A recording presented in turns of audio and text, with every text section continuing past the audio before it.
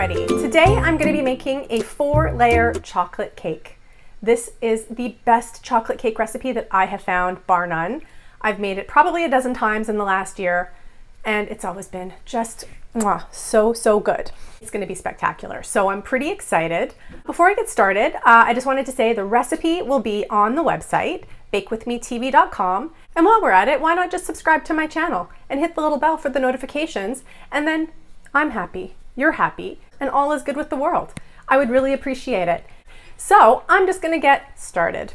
So the first thing you want to do is you want to fit your mixer with the paddle attachment. The other thing you want to do is you want to preheat your oven to 325, and I always like to make sure my pans are nice and prepared before I get started. So I've sprayed them with a cooking spray, and then I've put a piece of round parchment paper in the bottom. So they're ready to go. The first thing I need to do is to put my dry ingredients into the bowl. So this is 2 cups of all-purpose flour, 2 cups of granulated sugar, 1 cup of cocoa. Now, I want to say a little something about cocoa. You want to try and get the best quality cocoa you can get. Fry's cocoa is fine. There's nothing wrong with it.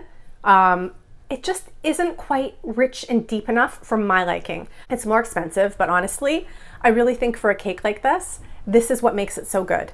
The recipe's good, but it really depends on the quality of your cocoa. So get the best you can. This is 1 cup of cocoa, unsweetened.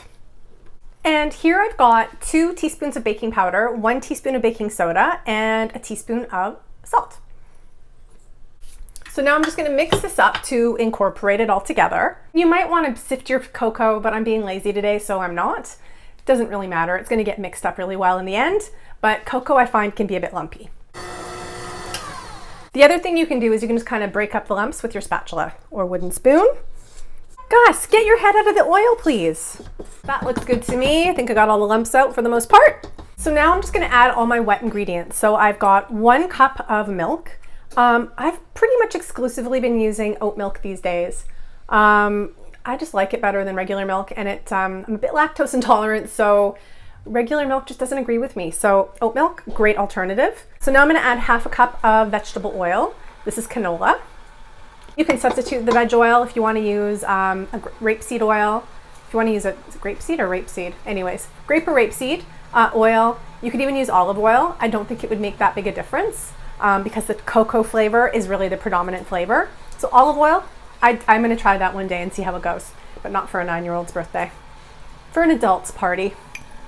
And I've got 1 teaspoon of vanilla and 2 of my Easter eggs left over, so 2 eggs. And then I'm just going to mix this until everything's combined really nicely. Oh, and my water's boiling. That was another thing I meant to mention. Put your water on to boil while you're baking. So I'm going to need 1 cup of boiling water for the next step. So what I have here is my 1 cup of boiling water. So what I'm going to do is I'm going to put my mixer on low, and I'm going to add this boiling water very slowly. Well, not very slowly, but slowly. So it can be incorporated in with the mix. And what it's going to do is create a really nice thin batter that I'm able to pour easily into my prepared pans. So put it on low, and then adding it nice and slow. Don't want it to splash as I'm wearing white today. Smart choice. So now I'm just going to scrape the sides down one more time and scrape all the sort of chunky bits off the paddle attachment. And then we're going to put this mixer on high for 1 full minute. And then the batter will be ready to go. There's kind of a big glob of thick stuff down there, so I'm just gonna sort of smush it up a little bit. 1 full minute. Looking good, looking good. All right, my minute's up, and I'm now going to pour these into my 4 prepared pans. So here's the deal when it comes, oopsies. Here's the deal when it comes to baking cakes. You only want to fill these pans up about halfway. If you try and fill it any more than halfway, what happens is it takes twice as long to bake, and it also overflows. So about halfway is a good sort of rule of thumb when it comes to baking. Shorter bake time and no giant messes in the oven. I always like to give it a little bit of a mix before I pour them into the cake pans, just to make sure there's no weird lumps or anything like that. This looks great. So I'm literally just pouring and I'm eyeballing it. Scrape everything down to the bottom from the sides because there's so much cake batter left in here.